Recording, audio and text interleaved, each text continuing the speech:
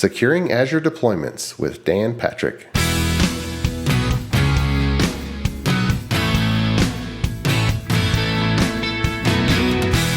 The Azure DevOps Podcast is a show for developers and DevOps professionals shipping software using Microsoft technologies. Each show brings you hard-hitting interviews with industry experts, innovating better methods, and sharing success stories. Listen on to learn how to increase quality, ship quickly, and operate well. And now your host, Jeffrey Palermo.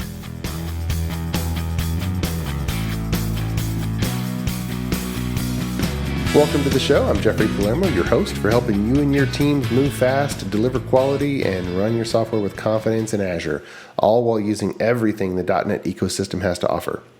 This podcast is sponsored by ClearMeasure, a software architecture company that empowers .NET teams to be self-sufficient and able to deliver world-class results. ClearMeasure is hiring architects and .NET engineers who would like a path to become architects. And finally, last announcement before we get into the show, be sure to check out the new video show, Architect Tips. You can just search for that. And I'm excited about our guest for today. Our guest is Dan Patrick, and he's the Chief Infrastructure Architect for Solliance, and he leads the DevOps and Infrastructure practice, focusing on accelerating the customer's velocity to the cloud. Dan has been recognized as a Microsoft MVP, stands for Most Valuable Professional for Azure, and is a 15-year veteran of Microsoft. Dan, welcome to the show. How are you, sir? Thanks, Jeffrey. I'm amazing. I appreciate the invite. It's always fun to come and hang out and talk Azure and get away from the keyboard for a minute. So, absolutely. Well, we should make a plug for the Dev Intersection conference and the AI conference this fall. You're speaking there as well, correct? Yeah, absolutely. So, since COVID came around, boy, it's been really hard, with the conference touring and everything. And we were one of the first conferences to come back live earlier this year. So we were at Disney World earlier this year. And in December, we're going to be back out in Vegas at the MGM. That's usually the way that we do it. We have a spring conference at Disney World somewhere typically, and then the fall conference is out in Vegas. So yeah, we're going to be out there, I think the 5th and 6th, 7th, something like that, first week of December. And I'll be speaking. I'm giving a couple of speeches, one on security, which I think we're going to touch on today. And then also I'm going to have a new one that's all about running multi-region applications on Azure. So that one's kind of fun too. Nice. And tickets are still available for the conference. And if you go and register today, just for listening to the show, you can use the discount code Palermo, that's my last name, and get a discount on the ticket. So go ahead and do that. Yeah, absolutely. All right. Well, before we kind of get into Azure and security, there's a lot of people that have heard you speak or read your material. But for those who aren't familiar with you and your journey, how'd you get into this line of work and where you are now? What have been the high points of your career? Well, I've been working in this industry for over 25 years now. I can't believe that, but it's true. My dad was a programmer. I grew up when I was a little bitty kid. I remember sitting in a data center with my dad on Thanksgiving while he was feeding, punch cards, literally to the mainframe. My mom brought us, he had something he wanted to do. It was Thanksgiving. He was like, come with me. I was a little bitty kid. My mom brought us Thanksgiving dinner to the data center. So that's how long I've been doing computing. But seriously, I started straight out of college, and I actually worked with my dad for a couple of years, and then I went to Microsoft. So I started at Microsoft a couple of months before Windows 98 shipped. I can't believe I'm saying that out loud. But it was a really great experience, and I was at Microsoft for almost 15 years. I can't even tell you how many things when I was there. It was the most amazing time, really, of my my young life, especially being a computer person. But I worked in the Windows product group. I worked in security. I worked in premier support. I worked in consulting. So I had a very wide background. And my last role there was working in IPTV at Microsoft. And the product group I worked for got sold to Ericsson. I live in Florida. They wanted me to move to Sweden. I said, my kids will turn into popsicles. This is not happening. And so I took one of those fancy packages and left. And that was in, I think, 2012, something like that. And ever since then, I've been working just in the industry. And about 2015, I said, I should only be doing cloud. I mean, that's just what's going to happen. And so I dove in and decided I was going to get every certification, read every book, and pretty quickly. I, passed a bunch of certifications, and then I was asked to join a training firm that focused on the cloud. A friend of mine who was, at Microsoft when we were both young, had left Microsoft, started a training company. And so I was the CTO of a training company for 3.5 years. And then from there, moved on to Solliance because I kind of got burnt out only on doing trading. And so, I started doing consulting. And so I've been at Solliance for, about 4 years now. I absolutely love it. I'm the leader of our DevOps practice, do infrastructure, DevOps, anything cloud related. And it's really a dream job. Every morning I wake up and I'm just excited to get to work. Gets tiring just like every other job, but I love the cloud. I love the people. I love to see the magic happen. It's really neat. Nice. Now you're speaking at the AI conference on Azure deployments and security related topics. But you've been doing a lot of work in this space. You've been living in Azure practically and doing a lot of security work there. And so I'll just ask, what does that even mean for people who are just deploying apps to Azure? What do you think about? Why is it even important to think about this topic? Well, I mean, I think that there's a couple of really key things to remember.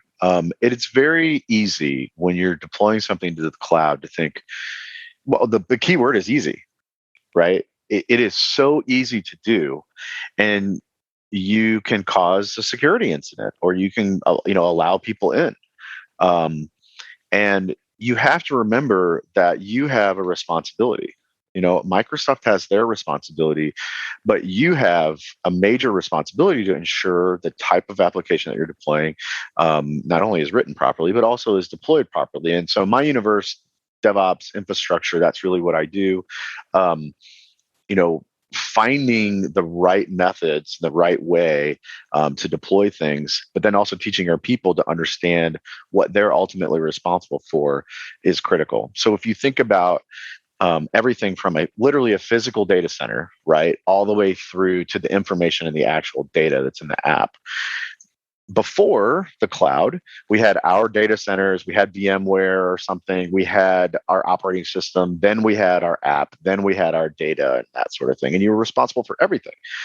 With the move to the cloud, those responsibilities start getting pushed around a little bit. And it depends on what part of quote unquote the cloud you're using. If it's infrastructure as a service, everything that you've always done for operating systems up still applies. Right now, we don't have to worry about the data center anymore. I don't have to worry about, like a VMware host or something like that. But starting at the OS, when you install Linux or when you install Linux or install Windows, from there on, it's up to you. I mean, you have to do everything that you always did. And so keeping that in mind is really important. And security has to be a part of everything we do all of the time.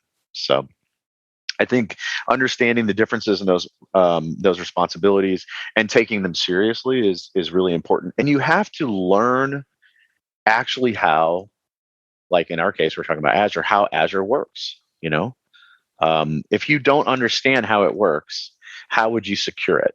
Yeah. And it's very easy to just deploy an application. Oh, yeah, great, it works, right? I mean, we've all been to a conference demo where in 30 seconds, it's like, oh, I wrote code and 5 seconds later, it's running in Azure. Everybody hit it on your phone, right? Right. Okay, but is that a secure deployment? Probably not, right?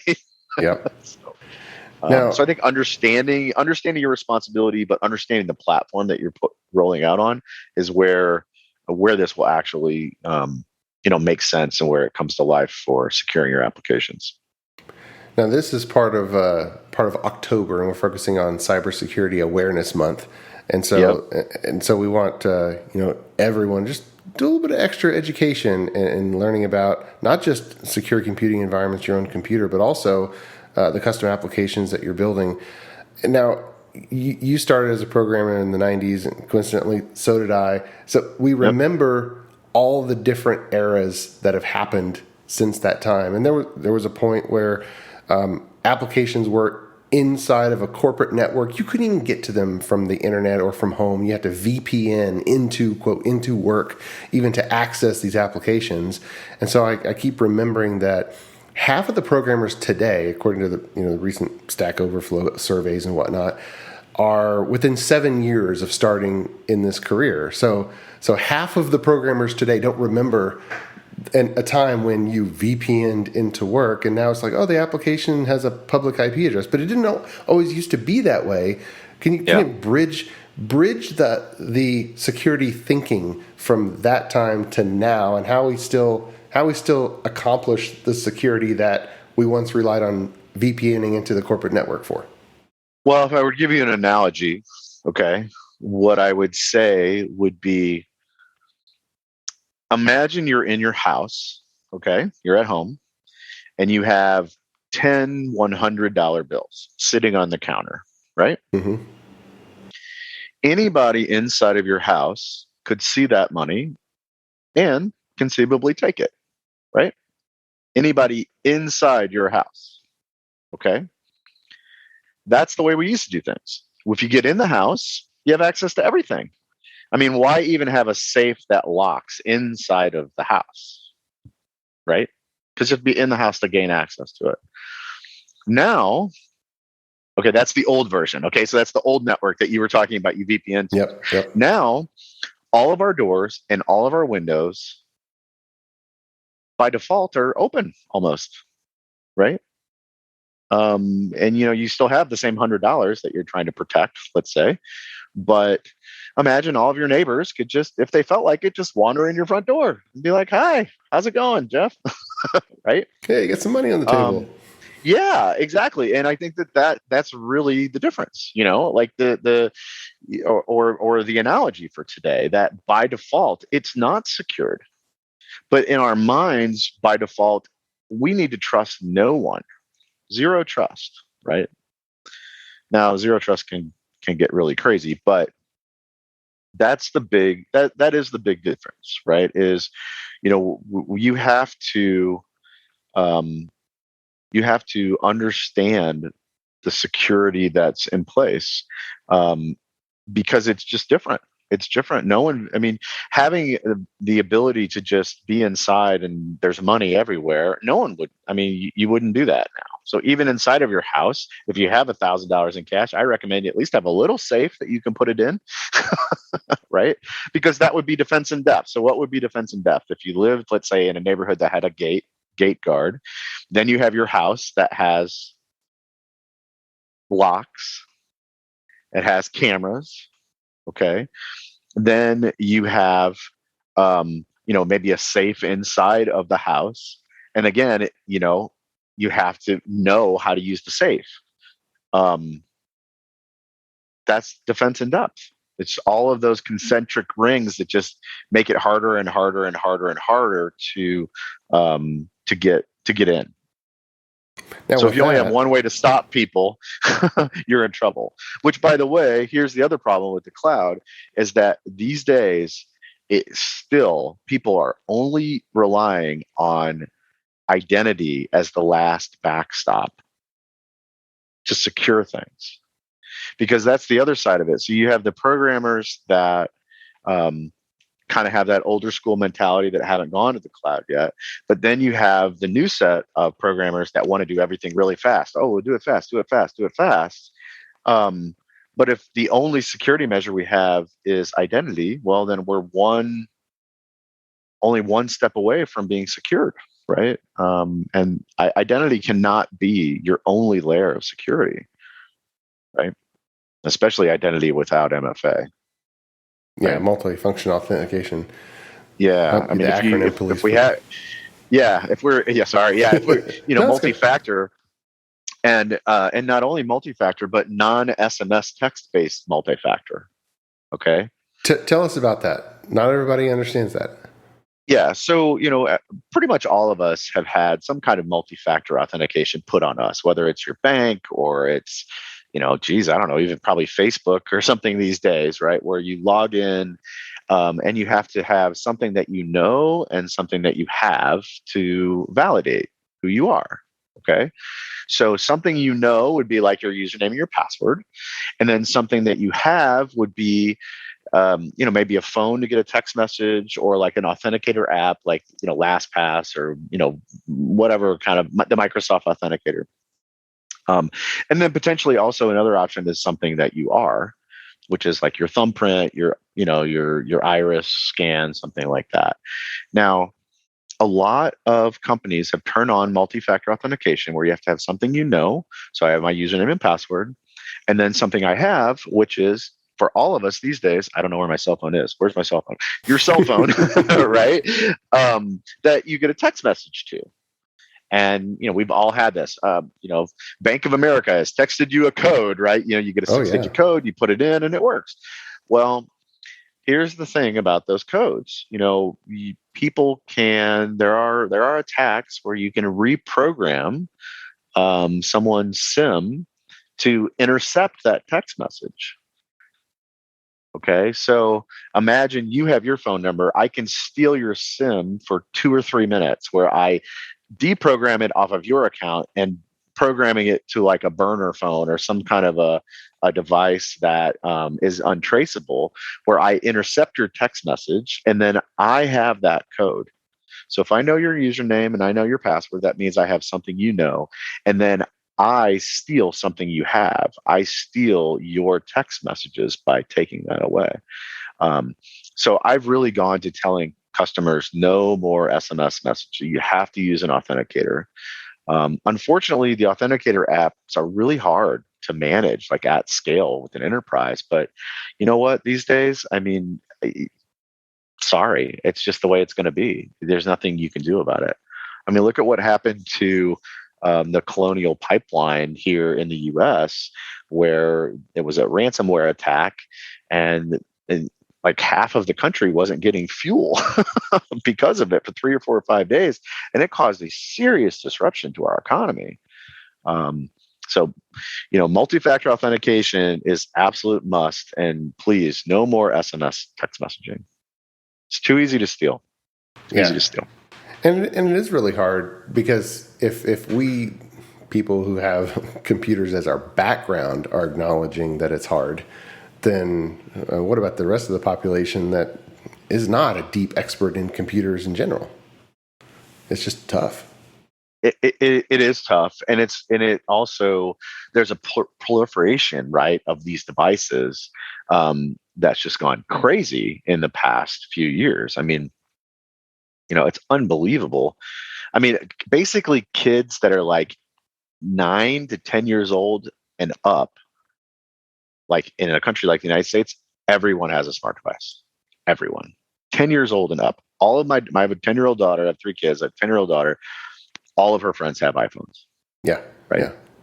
So, just imagine, every single employee, when we started I can't remember when the bring your own device kind of fad started, like 2009, 2010, something like that, where, people could use their own laptops to do work, use their own iPad, use your smartphone to get access to email and critical documents, or and now with the COVID pandemic, with everyone working from home, we had this huge hockey stick of that happening every year. Now it's everybody. Every single person works from home. They're all working from a device that they own. Yeah. So securing those devices is crazy. Even to a frustrating level with the kids. Like my 6th grader, we were on an airplane, like, oh, we got hours, just do your homework. I can't. Where's your homework?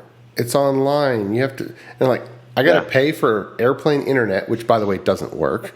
And it's like, where's the worksheet? Come on. But the pandemic basically pushed everything online. And now they're and I think that there's like, you can also, from a cloud native security perspective, you can really look at this as 2 key principles or methods that companies need to use. First of all, they need to protect people, right? You need to be able to protect people. So, we were just talking about their devices, but protect people and protect their data, the ability to remote wipe devices, things like that, to just watch these systems. And then the other side of that is then be able to respond, right? So protect and respond. And in the talk that we'll give at the Azure AI conference, we talk about all of the different pieces in Azure that kind of come together to make this system work, because it's not just like a button you click. I mean, it's thousands and thousands of configurations. It's very difficult. It's very difficult. I mean, Microsoft has, to their credit, has continued to push the envelope, I think, on finding breakthroughs, like using machine learning to watch all the logins that are going on in all of Azure, not just yours, or watching where your people are logging in from. Like a person like you took your kids. Where did you guys go? Like, for example, where was that trip? We went to Kentucky to the Noah's Ark Museum. Okay, so you went to Kentucky, right? So, you live in the United States. You went to another part of the United States and you logged in, right?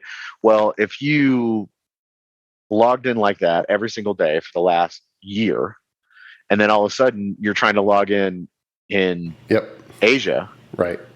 That's unusual. It is. So the system should say, either I'm not going to let this person in, or I'm going to force them to do like another multi-factor authentication or something, like make it harder. Yeah. And so, Microsoft has been doing that. I think they call it like it's sort of a real-time evaluation engine, right? So as things are happening, it should be smart enough to say, this is fishy. Something's wrong here. Let's take a deeper action, or fire an alert to the security team, or things like that, right? Many thanks to our podcast sponsor, ClearMeasure. ClearMeasure is a software architecture company that empowers clients' development teams to be self-sufficient, moving fast, delivering quality, and running their systems with confidence. Whether starting a new project or developing new technologies or techniques, ClearMeasure sets up your team to deliver world-class results. Learn more at www.clearmeasure.com. ClearMeasure, empowering software delivery. So you mentioned two things. You were protecting and then responding. Yep. Are there any other categories, just from a overall I'm sure there is. I like to keep it really simple. I'm sure that there are. But I mean, for me, it really should be those two things. You need to start from the mentality of that we're protecting, and start from the mentality of there's just zero trust to anybody or anything out there. But here's the thing: if you get attacked, but then you can't give anything to the Secret Service, if you don't have any data, how are they going to investigate it? It's impossible, right? You call the FBI and they say, okay, well, what virtual machine? Give us the hard drive so that we can go investigate it. Well, you can give them that, but they say, okay, well, where's all your security event logging? And you're like, I don't know. I forgot.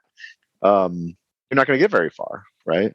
Well, it seems like the basics are that they would ask was who logged in when, and Azure's not going to give that to you if you have an application that you've integrated with, either Google login or Microsoft 365 login. That's your application. Azure doesn't know that you did that.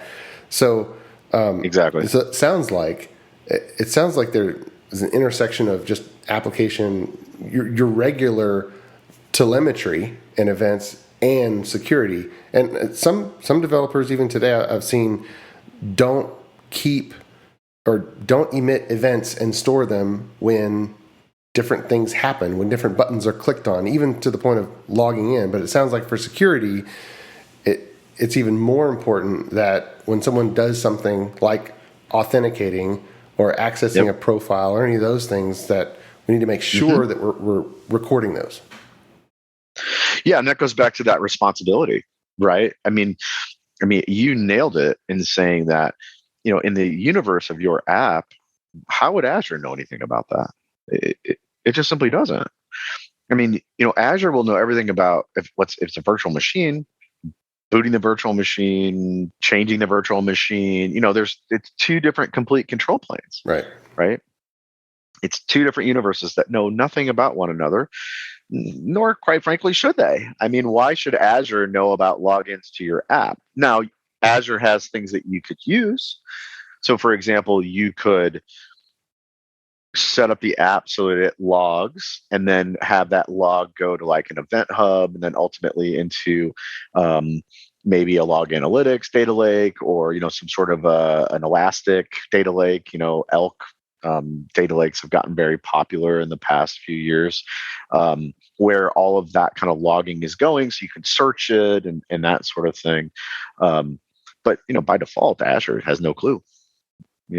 Now, for if you had Azure AD integrated logins, then yes, it does care, right? So, Azure AD is going to have a bunch of different things to help you with this sort of thing. Like we were just talking about a few minutes ago, like conditional access is one thing that's very interesting from Azure. Where it's going to do those real-time evaluations, like we were just talking about. You're in Kentucky, but all of a sudden you're logging in from China or something. Yeah. Well, Azure AD has that built in. But to your point, if you used like Auth0, or you used like Okta, or kind of B2C plugins like to Google or Facebook, unless you're logging it, who knows where the logs are going? Right. So for the managers listening to this, they're thinking, okay, I need to make sure that we're storing those events. And if maybe an administrator of an app, their password got compromised, and whether they had two-factor authentication or not, and the first thing they did was create another admin account and then use that admin account to do a bunch of stuff. But it organizationally, one application could store it somewhere. But of course, organizations have tons of applications. Is there an overall architecture that should be put in place? Are there common places to store these types of security events, or is it really application local? No, I think that having some sort of a data lake of some kind where all of that information goes, and then having like a security event management system that's watching that is your responsibility, in the sense that if it's just dumped into a log, I mean, that's good enough to give to the Secret Service, but it's not very helpful. It's very reactive, right? And it's much more so an evidence finding exercise as opposed to an incident stopping exercise. And that's what we really want. If somebody logs in or gets in, or as you just mentioned, somehow they compromise an admin account and go and create their own admin account, that's the type of thing that we want fired, right? Meaning we want an incident that says, a new owner of an Azure subscription was just created. Okay, so that log would be in the log files for, the Secret Service or the FBI or somebody to look through, or your security team, but it does nothing to stop the actor. I read something a couple of years ago, and I don't know if this is still valid, but it probably is, but that said that in the United States, when an effective hacker, okay, like a person who really knows what they're doing, gets into a system, they can move from being just a user to being an administrator, usually within about 48 hours. And then, so that's the mean time to when they get to root. Think of it like that. And then the mean time to find them is 180 days. Sheesh. Yeah. So think about that, right? And then what do you do? Okay, well, then you're probably on the cover of the Wall Street Journal or something, right? Like, that's the problem with this. And so, I think that that's where the security event management systems at companies like FireEye and some of these other companies have gotten to be really popular. But they are not infallible either, as we have seen, And so, yeah, it's really hard, and you have to take it very seriously. You need to put systems in place in order to make that happen. And to the managers, the other thing I would say is that managers need to insert themselves more than I think that they have in the past, because our goals as IT professionals are very schedule driven. They are very schedule driven. I mean, has anyone ever come to you, Jeffrey, and said, I want you to slow this project down, like, ever in your life? No, the only time I've actually heard about that was Bill Gates back in Windows XP time, Service Pack 2. And for those who don't remember, that was like, what, early 2000s? Okay, so you just gave me chills because I was on the Windows security team when we were building Windows XP SP2. So I was one of the first crit-sit, what's at Microsoft it's known as critical situation management is what it's called. When if you call Premier support and you have like a severity A case, they have something called crit-sit. So we created crit-sit after the original I Love You virus. Do you remember the I Love You virus? Or Melissa? I remember it, but I wasn't directly involved, probably like you Yeah. were. So the I Love You virus was basically a VB script that was sent an email and it said, I love you. And people would double click on it and then it would infect machines. Okay. And it caused meltdowns all over the world, literally. And it was pretty nasty. And, you know, we managers and leaders need to insert themselves. You need to understand the cloud. Okay. You know, if you're 20 years in your career as a leader, probably like people like me and you got a few gray hairs, right? Maybe in your beard. Okay. You've been around for a while, most likely. That's usually where our leaders come from, people that are experienced. And the way that you secured a data center is different than the way the cloud is secured now. A lot of the concepts are the same. It's not going to be hard for you to learn, but you need to learn it. Like, for example, one of the things I would tell people is if you are going to deploy, or have your people develop and deploy to like the Azure cloud, you need to familiarize yourself with the Center for Internet Security. First off. So CIS, Center for Internet Security, it's a nonprofit organization that has tons of, like all of the big companies fund this thing. The Microsofts of the world, the Dells even, like everybody is a part of this thing. And they have something called CIS Benchmarks. Okay, so Charlie, India, Sierra, CIS Benchmarks. The CIS Benchmarks will tell you how to secure Azure. So you listen, I mean, this is not going to be a page turner, okay? Mm-hmm. right? Right. But understanding like what does it take to secure one of these clouds and have a general understanding of, these days it's going to be cloud networking, hybrid networking between the cloud and on-premises. It's going to be the IAM security we've been talking about, right? So the RBAC security, the identity-based security, but things like container security. Okay, I mean, managers that are a little longer in the tooth in their career are going to know all about, well, we have to update our images, do patch management, have firewalls on-prem and everything else. Well, your developers are now writing software that runs in containers. Containers are still operating systems. They still have CVEs. So how do you scan your container images? Because I know you're scanning your VMs. Are you scanning your container images and looking for CVEs? So things like that. And so you really have to update yourself, because if you don't, you can't effectively lead anymore. So you need to understand things like the CIS benchmarks, understand these modern technologies. What are the security flaws? And security is just, I mean, it's become so important. But I will tell you one thing that, in my opinion, that I think the industry is really doing wrong right now. The invention of the CISO, CISO, Chief Information Security Officer, is both a wonderful and a horrible thing at the same time.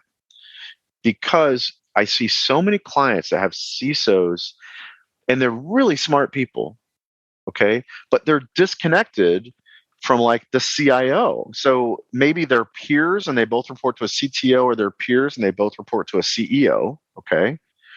But the things that the CISO is doing can't only be reactive. They're building these orgs, to me, that are reactive. And the CIOs are struggling with the cloud and what does that mean and how are we getting it. So they're all wrapped up with, how do I get out of my data centers? How do I change the way I buy things? How do I convince the CFO that paying every monthly is different than doing capital costs? Like, that's where their minds are, right? And the CISO is over here going, oh my gosh, I'm going to lose my job if someone crypto lockers this company, right? But to me, they're siloed. These teams are siloed, and they can't be. You can't let the teams be siloed. So when a design decision is being made in the CIO's org, someone in the CISO org needs to play a role in that design so that it's designed securely from the beginning, because they're the subject matter experts for security. So we can't let the IT, for lack of a better term, IT organization not be integrated with the security organization. They really need to be one together. Yeah. Does that make sense? It does. It's almost like taking the VP of HR and making them solely responsible for retention when people quit, most likely because of their immediate boss, not because of the centralized HR. That's a great analogy. I mean, you're exactly right. And the other team is, please, red team, blue team. If you're a real company, okay, if you have a real company, meaning, it's a big organization with lots of people, all this kind of stuff, you need to have teams that are actively trying to defeat your own system's defenses, meaning your team. I don't mean a pen test once a year, okay? I mean, if the people who design the system can't get into it, then you're getting somewhere, right? So blue team, red team is what you call it. You have the red team, which is the team that is trying to hack the system, and the blue team, which is the team that's trying to watch for the attackers, trying to block the attackers, trying to respond, right? I still see I say this all the time. I'm like, who is attacking your system? Because if you're not, somebody is. Somebody is. Guarantee you, everybody's getting attacked right now. Everybody, right? So you really need to attack yourself. And I think that's another leadership item too. It's on leaders to find ways. They need to understand the systems, and then they need to bake it in so that security is a part of the design, and that we're actively trying to defeat our own designs. And faultless, like blameless, right? Like, you don't want to go on a witch hunt, okay, but blameless. But you say, oh yeah, but to me and you, that makes sense, but it doesn't make sense to some companies. It doesn't make sense to some people. So, having that blameless, hey, like, we're going to attack this thing and figure it out, right? Like, that's why the CISOs get fired, because they're the scapegoat. It's so funny because someone said something like that to me this morning. We were laughing. I was talking to a director of security at a big company literally this morning because I had a security incident right before this call. I was telling you that I was just helping somebody with, and I was saying, we were saying something to that effect, and he said, if there's a security incident, solution architects aren't going to get fired. I'm going to get fired, right? Meaning him, the director. And I said, well, yeah, if the Boston Red Sox lose a game or do badly over a season, the manager is going to get fired, not the first base coach, right? Yeah. The first base coach might have caused who knows how many losses by not telling somebody to go to second, right? Second base, but they're not going to get fired. Yeah. It'll be the person in charge. So, well, as we close here, there's obviously a ton of information, a ton of learning for people, a lot of work too. But if we pull it back to, let's say, the really small development organization, let's say maybe a company that just started doing their first custom applications before they were only using packaged products. They just got into custom development for themselves, maybe only have 2 developers. And so any solution that requires like this dedicated team to do such and such, it's like a non-starter. It's like, look, I got 2 developers. I just started. They built a handful of applications. What are like the rules of thumb, where that manager, which in probably that case, they're not even a development background. They just hired 2 developers. Where did they get started? So I think I think you're going to think this is an interesting answer. An easy answer would be like, well, you need to go study, or you need to get certified, or you need to do these sorts of things. And what I would say to that is, yeah, you do. Okay. You need to understand the platform that you're running on, even as a developer. I think that's more important now than it's ever been. It used to be, as a developer, you just say, what's the IP address of the web server? What's the IP address of the SQL server, Yep. you know, and somebody from IT would just give all that to you. What's the you write a SA bunch password? of code. Yeah, exactly. Okay. So what I would say is learn how to think better. And what I mean by better or differently is, when you're implementing something, you need to, in my opinion, make a statement to yourself. And you can either write this down, you can say it out loud, you can whatever. And this is the security incident that I worked on this morning. I did this, and I'll give you this as an example. Okay. The site reliability engineer was troubleshooting something with Microsoft at this complex AKS deployment, Azure, like really deep thing. Okay. But he made a huge mistake this morning. He was asked by support to deploy a VM into a production virtual network to troubleshoot a problem. And he did it, and he did it poorly with a public IP address that was on the internet with basically no firewall rules. And so to answer your question, what I said to him was, let me say in one sentence what you did. Okay. What he did was, I deployed a Linux box to a production VNet with a public IP address with no rules on it to our production network that gave that VM access to the entire company. Okay. Now, if you can stand behind that statement as a site reliability engineer, this might not be the job for you, right? Okay. So what I'm saying to you is for these little small shops, one person, two people, or whatever, say to yourself out loud, what am I doing right now? And try to narrow it down to one sentence, not a paragraph.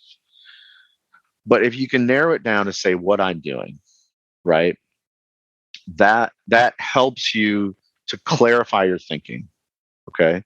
And then the other thing is, get a whiteboard and draw lines. What talks to what, talks to what, talks to what, the flow. Here at Solliance, we talk all the time about what's the flow, what talks to what, where. And then in each one of those boxes, you could make those statements, like I said, for each thing, right? Mm-hmm. Like the traffic manager talks to an application gateway. The application gateway talks to blah, blah, whatever. Those are things in Azure. And then at each one of those flows, I can say, how do I secure this? And how would I defeat it? Right? So making a simple statement helps you to clarify and understand what you are actually deploying, and then mapping the flow and saying to myself, how can I secure it? And how would I defeat it? Right? Because it's my design. I think that those two things, and that can work for anybody. And of course, being honest with yourself, right? Sure. But yeah, I think that that's what I would do. I mean, that's what I challenge my teams to do, and that's what we challenge customers to do, is to make statements. Because you're deploying something that's going to be alive. I mean, virtual machines are like children; they stay around forever, right? Like forever and ever and ever. You can't get rid of them. Can't get them out of this house, right? I was talking to a customer the other day that has a Windows 2003 file server. Nice. 2003. Awesome. So could you stand in front of your boss and say, well, the reason why we got hacked is because somebody got into Windows. Windows what? Windows 2003? Well, they haven't been doing security patches on it for 20 years or something, right? Yeah, 15. So asking yourself those simple statements, writing the flows. How would I secure it? How would I defeat it? I think that that's the simple method that probably gets you 90% of the way there. Mm-hmm. Awesome. So, anyway. Well, Dan, thanks so much for coming on the show. This is great stuff for Cybersecurity Awareness Month, and for the rest of the year too. For anybody building software, shipping software using Azure, and we'll just plug it again. They can see you at the Azure AI Conference in Vegas, December 7th through 9th. Yeah, absolutely. Come and hang out. We're going to have a great time. There's an amazing set of speakers. And what I've noticed is that the speakers are so excited to get back on stage and talk to people. And, I mean, oh my gosh, we've been through a really, really hard time. But but we are in this together. We're all trying to secure things together. And so I appreciate you, appreciate all the listeners out there, and looking forward to seeing anybody that's in Vegas or any other time. So thanks a lot. Fantastic. Thanks again for coming on the show. Thanks, Jeffrey. Appreciate it. And until next time, keep shipping. You've been listening to the Azure DevOps Podcast, a show for developers and DevOps professionals shipping software using Microsoft technologies. Go to www.azuredevops.show for show notes and other episodes. On behalf of your host, Jeffrey Palermo, and our sponsors, thanks for listening, and may God bless you.